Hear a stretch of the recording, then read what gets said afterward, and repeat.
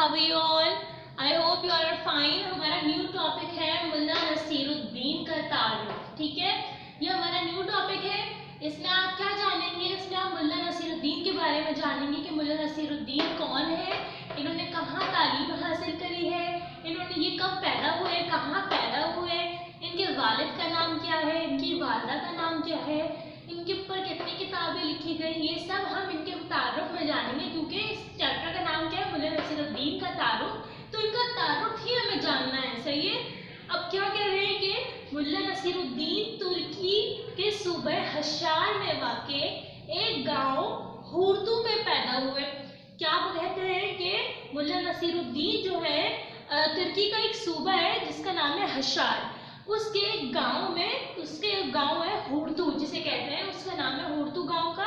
वहां पर पैदा हुए ये मुल्ला नसीरुद्दीन. इनके वालिद का नाम अफंदी और वालदा का नाम सिद्दीकी खानम था.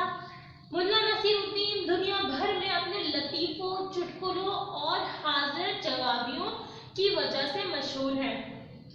क्या कहते हैं कि मुल्ला नसीरुद्दीन जो है वो किस वजह से मशहूर है? वो इस वजह से मशहूर है क्योंकि वो जो है लतीफ़ों भरी किताबें और जो है चुटकुलों वगैरह के मुहावरे वगैरह इस तरह से लिखा करते हैं. तो इस वजह से ये बहुत ज़्यादा मशहूर हैं. अब कहते हैं कि हिकायतों और इखलाकी मुहावरों की शक्ल में भी इनके लतीफ़े आम हैं. हिकायतों मतलब यानी कि कहानियाँ, किस्से. इस कहानियाँ किस्से भी ये लतीफ़ों के अंदाज में लिखते थे, जब जिसको जो कोई पढ़े उसको हंसी आ जाए.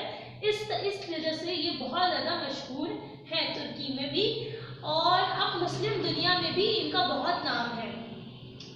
कह रहे हैं कि तुर्की के लोग मोहब्बत प्यार से उन्हें हुजा यानी उस्ताद के नाम से पुकारते थे. वो तुर्की के जितने भी लोग थे वो उन्हें किस नाम से पुकारा करते थे? मौलाना मुल्ला नसीरुद्दीन को तुर्की के लोग हुजा हुजा कहा करते थे. हुजा का मतलब है टीचर यानी कि उस्ताद, इसलिए उनको हुजा हुजा कहा करते थे.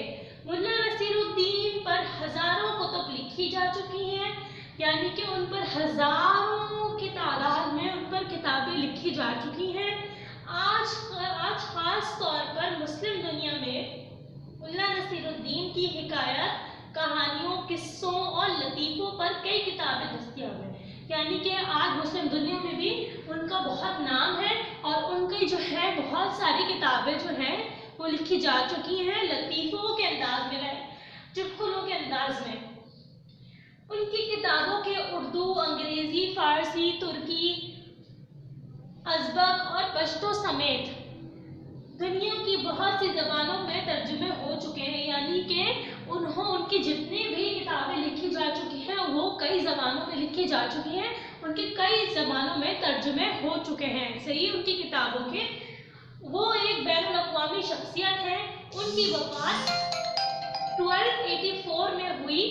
उनका मज़ार कोनिया के नज़दीक अक्सियर नामी कस्बे में है. उनका मज़ार भी बनाया गया है और उनकी वफ़ात जो है 1284 में हुई.